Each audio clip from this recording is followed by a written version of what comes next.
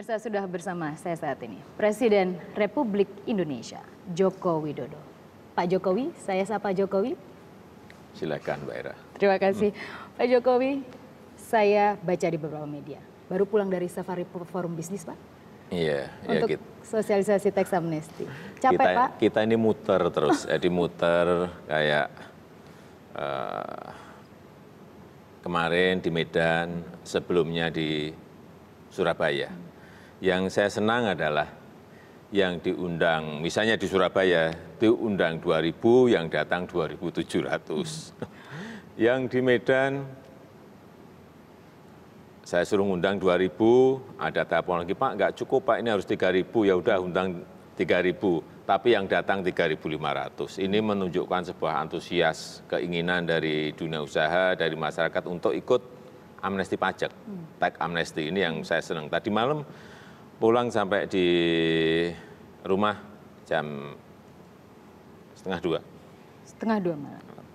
Dan capek, Pak? Ya biasalah. Pekerjaan seperti ini tidak hari biasa, tidak Sabtu, tidak Minggu terus. Saya kira ya banyak persoalan yang harus kita selesaikan. Banyak masalah yang harus kita selesaikan. Semoga tidak capek, karena saya akan bertanya, Pak, sebenarnya teks amnesti itu apa? Karena mungkin tidak semua masyarakat paham, mungkin Bapak bisa menjelaskan, barang apa sih teks amnesti ini, Pak? Ini kan kita cerita masalah ini dulu, masalah kompetisi global, persaingan global, juga tekanan ekonomi global. Sekarang kan hampir semua negara itu berebut investasi, berebut arus uang masuk. Semuanya berebut, karena likuiditas di sebuah negara ini penting. Dan kita ini ternyata memiliki uang di luar yang sangat banyak. Pengusaha-pengusaha kita, masyarakat kita, banyak sekali. Yang sudah berpuluh tahun didiemin. Tidak ada treatment, tidak ada perlakuan. Oleh sebab itu sekarang dibuatkan payung hukum yang sangat kuat, yang namanya Undang-Undang Teks Amnesti. Ini yang akan kita pakai untuk menjalankan amnesti pajak. Amnesti pajak ini apa? Banyak yang bertanya, ini kan sebetulnya tidak kemana-mana. Ini urusannya urusan perpajakan. Ini masalah penghapusan terutang pajak, pembebasan pajak-pajak yang lalu, yang sekarang bisa diampuni, juga pembebasan dari beban-beban administrasi pajak.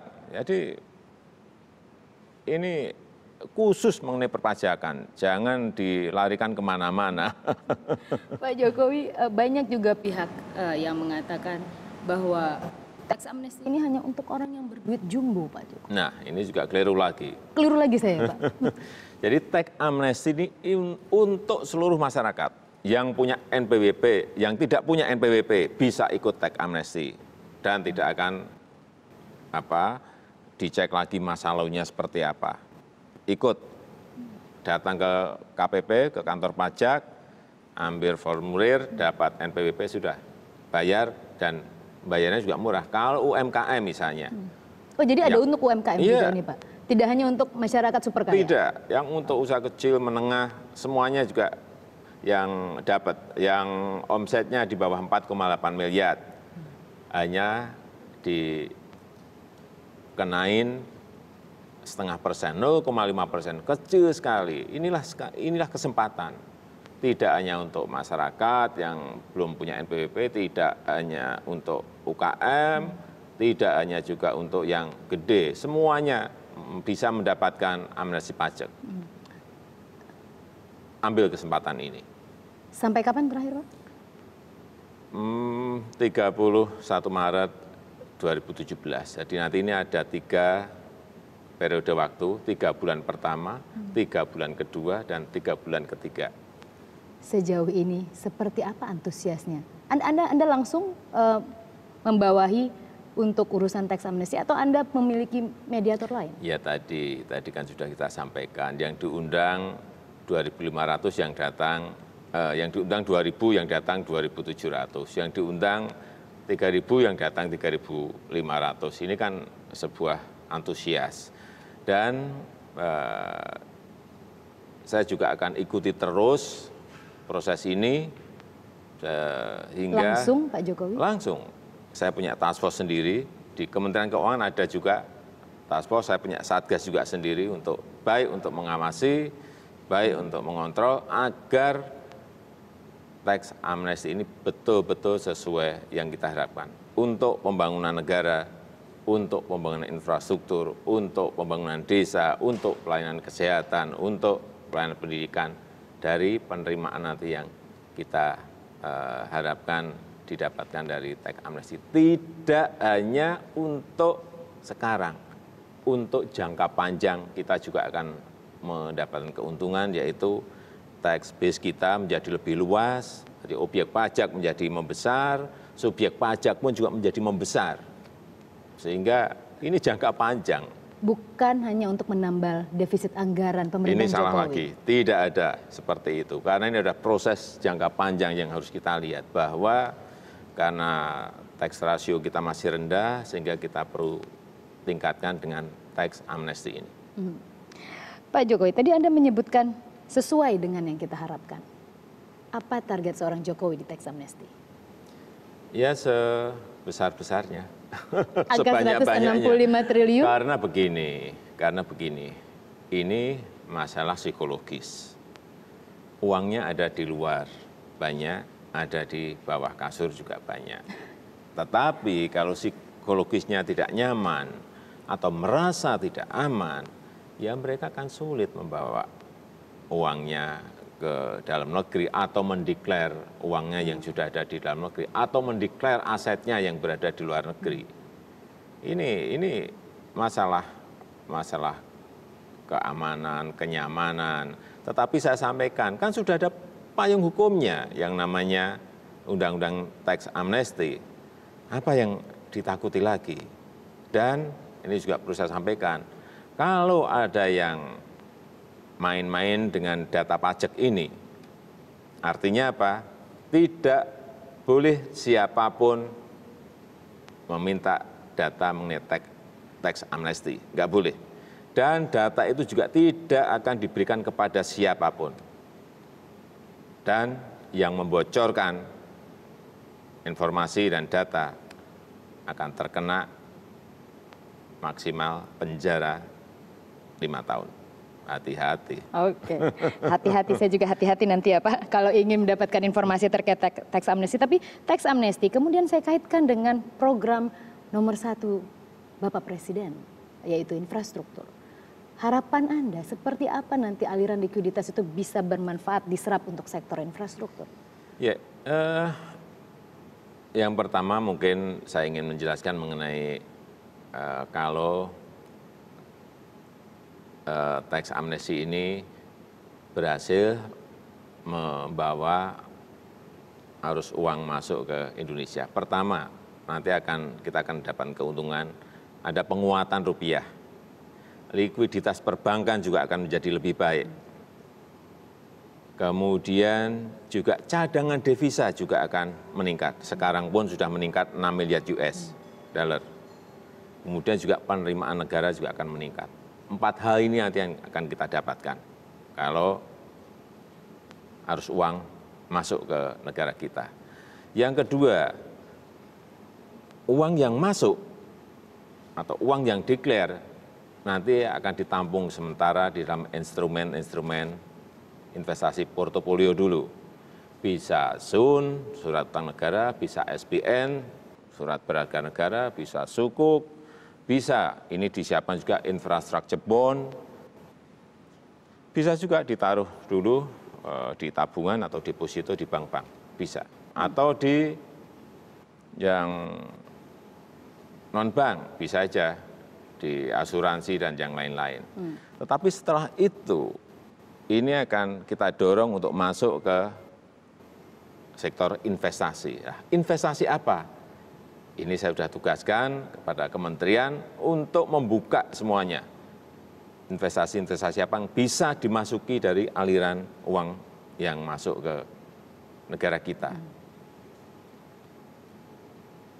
Jalan tol, pelabuhan, jalur kereta api, airport, pembangkit listrik, kawasan industri, bisa juga membangun industri-industri garmen, industri-industri perikanan, industri-industri pertanian. Saya kira banyak sekali yang bisa dimasuki.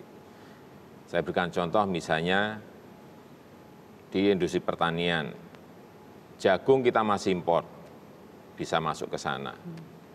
Gula kita masih import, bisa bangun kebun gula, kebun tebu dan pabrik gula. Perikanan, setelah 7.000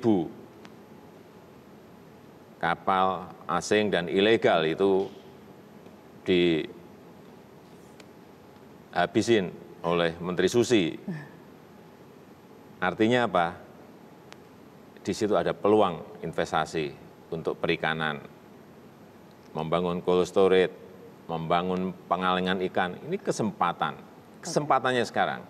Kemudian pembangunan jalan tol, selain yang greenfield juga yang brownfield. Artinya ada nanti beberapa ruas jalan tol yang akan disekuritisasi. Ini yang sudah dalam waktu panjang tidak diapa-apain. Karena apa? Yang dulu-dulu BUMN kita ini kalau sudah membangun jalan tol dimiliki. Harusnya tidak seperti itu. Harusnya seperti apa menurut Bapak Presiden? Karena tadi menurut uraian Anda akan banyak likuiditas ke BUMN, ke perusahaan-perusahaan plat merah baik perbankan atau juga konstruksi mungkin. Akan diapakan BUMN kita ke depan? Ya nanti kan ada infrastructure bond. Artinya nanti misalnya sederhananya BUMN kita punya jalan tol. Dilepas misalnya dulu waktu bangun harga misalnya 5 triliun, dilepas menjadi 15 triliun, itu kan berarti dapat 3 kali. Dilepas kemana Pak? Dilepas ke masyarakat. Oke, artinya go public. Artinya bisa go public, bisa yang lainnya. Setelah bisa dapat 15, dibangun lagi menjadi 3 kali kan, di tempat yang lain. Di situ nanti dapat 3 kali, jual lagi jadi 30, artinya bisa membangun 6 kali lagi. Inilah yang menggerakkan nanti pembangunan di negara kita. Jangan dimiliki, kalau dimiliki itu kan hanya dapat setiap tahun dapat, gitu ya, dapat. Bukan itu, saya kira sebagai agen pembangunan, BUMN harus berani memulai hal-hal yang tadi saya sampaikan.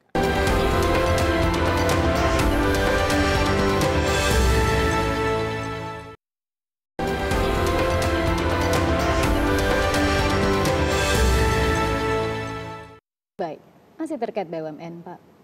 Bagaimana perspektif Bapak Presiden terkait holding BUMN, Pertamina dan juga perusahaan gas negara tertahan sekian lama, meskipun sudah due diligence belakangan. Harapan Anda terhadap holding BUMN akan sebesar apa kapitalisasinya? Semuanya akan diholdingkan.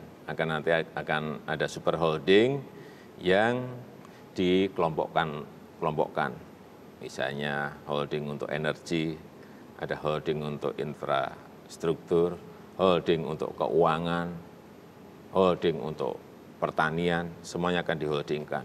Dengan harapan kita akan mendapatkan pendanaan yang lebih, yang pertama. Yang kedua, kita juga akan semakin membangun sebuah korporasi yang profesional dan orientasinya kepada rakyat. Karena BUMN apapun adalah milik negara dan yang duduk di manajemen, di direksi, di komisaris adalah memang orang-orang yang mengerti seluk-beluk bisnis, bisa nanti kita pakai untuk profesional berarti Pak Presiden? Iya, profesional, mendrive bisnis-bisnis besar yang ada di tanah air juga tentu saja berani berkompetisi, ekspansi ke negara yang lain. Berarti siap berkompetisi di pasar Harus regional siap, misalnya? harus siap. Dengan harus Temasek siap. dari Singapura misalnya Pak Jokowi? Kurang lebih. Jadi misalnya kayak perbankan harus juga berani keluar. Kemudian yang infrastruktur, BUMN karya kita, Wijaya Karya, Utama Karya, Jasa Marga, semuanya juga harus berani keluar. Dan yang BUMN energi, misalnya PGN, Pertamina juga sama, harus juga berani keluar. Oke. Bapak Untuk Presiden, apa? Untuk rakyat, untuk negara, bukan untuk siapa-siapa. menarik. Bapak Presiden, saya mencatat ada beberapa yang menarik selama Anda memerintah. Ada tax amnesty, ada paket kebijakan, dan yang terakhir ada voucher pangan. Pak Jokowi, kok ya Anda nekat mengeluarkan paket-paket ataupun juga kebijakan-kebijakan yang tidak biasa? Ya kita ingin membangun sistem. Dan sistem yang baik adalah kalau kita mengikuti banking system. Semuanya mengarahnya kan seperti itu. Ke depan kita tidak akan lagi memberikan uang cash kepada rakyat, nggak ada. Kita harus bangun dengan banking system, dengan sistem IT yang baik, sehingga gampang ngeceknya, gampang ngawasinya, gampang kontrolnya. Arahnya ke sana semuanya. Jadi sistem itu kalau baik, ya yang dikorup menjadi nggak ada. Jadi gampang Anda men-tracknya mungkin? Gampang ditelusuri. Bapak Presiden, terkait masalah investasi dan paket kebijakan, ini dua hal yang tidak bisa dilekangkan satu sama lain. Anda mengeluarkan paket kebijakan agar trust muncul dan investasi bisa masuk, ada belasan paket kebijakan ekonomi. Sementara Anda lebih fokus ke tax amnesty atau nanti akan ada paket kebijakan ekonomi yang menopang juga target tax amnesty? Ini akan terus keluar paket-paket kebijakan ekonomi yang bisa meningkatkan pertumbuhan ekonomi kita, menggairahkan ekonomi kita, sehingga sekali lagi nanti titik akhirnya adalah membuka lapangan pekerjaan yang seluas-luasnya untuk rakyat. Arahnya ke sana semuanya. Sekarang paket ekonomi kita baru sampai angka ke-12, bisa nanti ke-13, mungkin bisa sampai ke-200, 300. Dalam rangka apa? Menyederhanakan, memangkas hal-hal yang berbelit-belit. Sehingga apa? Nantinya kita bisa mempunyai kecepatan terhadap perubahan-perubahan ekonomi global yang begitu sangat cepatnya. Kita harus cepat beradaptasi adanya perubahan-perubahan itu. Inilah gunanya paket-paket itu. Kalau kapal kita ini kapal besar, kemudian regulasinya justru menghambat. Contoh, kemarin kita sudah memangkas 3.153 perda-perda yang ada di daerah yang menghambat. Itu juga diperlukan karena apa? Supaya kepala daerah, bupati, wali kota, gubernur itu bisa cepat memutuskan, bisa bergerak dan memutuskan di lapangan kalau ada perubahan-perubahan global. Kalau enggak, kita enggak fleksibel, enggak cepat, enggak lincah, akan ditinggal dalam kompetisi global. Dengan adanya pelonggaran tadi yang disebutkan, atau mungkin juga beberapa aturan misalnya tidak bisa dipidanakan, misalnya seperti itu, tujuannya hanya untuk agar program-program pemerintah bisa cepat jalan, karena ada sebagian yang merasa khawatir, jangan-jangan kebablasan nanti. Saya kira tidak seperti itu. Jadi aturan-aturan itu diperlukan, tetapi kelincahan kita memutuskan, kecepatan kita memutuskan dalam perubahan ekonomi yang tiap detik, tiap hari, tiap jam bisa berubah, ini sangat diperlukan sekali. Oleh sebab itu, jangan sampai saya sampaikan, jangan sampai ada kebijakan yang dipidanakan, jangan sampai ada diskresi kebijakan yang dipidanakan. Kenapa? Ya kalau nyolong nggak apa-apa lah. Nyuri APBN ya dipidana nggak apa-apa. Tapi kalau kebijakan, diskresi, itu kan berbeda. Jadi Anda tetap menjaga agar kebijakan tidak bisa dipidana.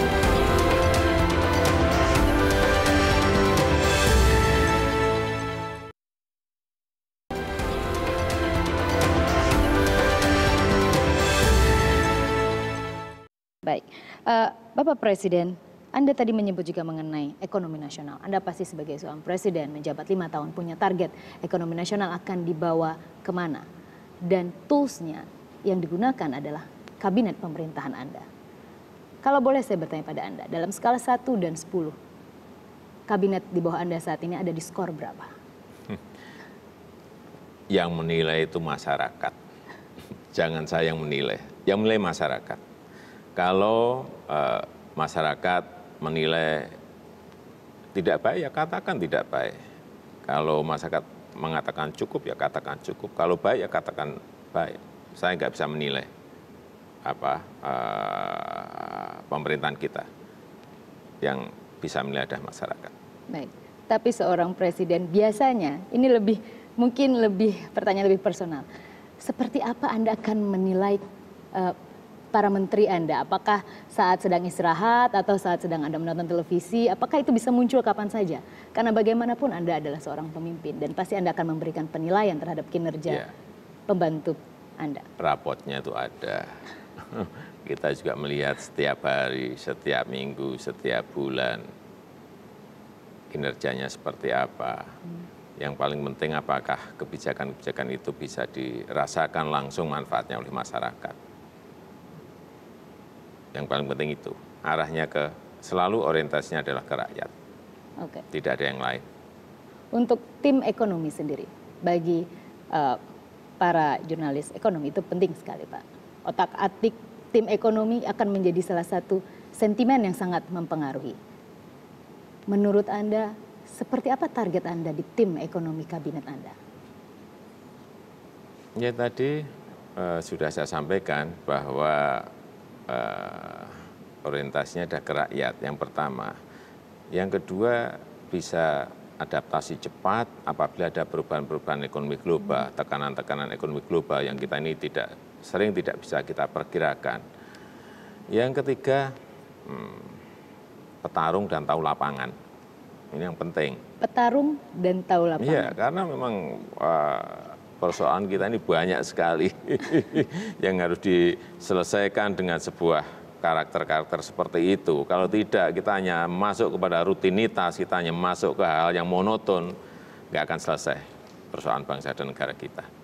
Okay. Harus berani memutuskan, berani bertarung, dan bekerja keras untuk rakyat kita. Bapak Presiden Joko Widodo, terima kasih sudah menerima CNN Indonesia. Terima kasih.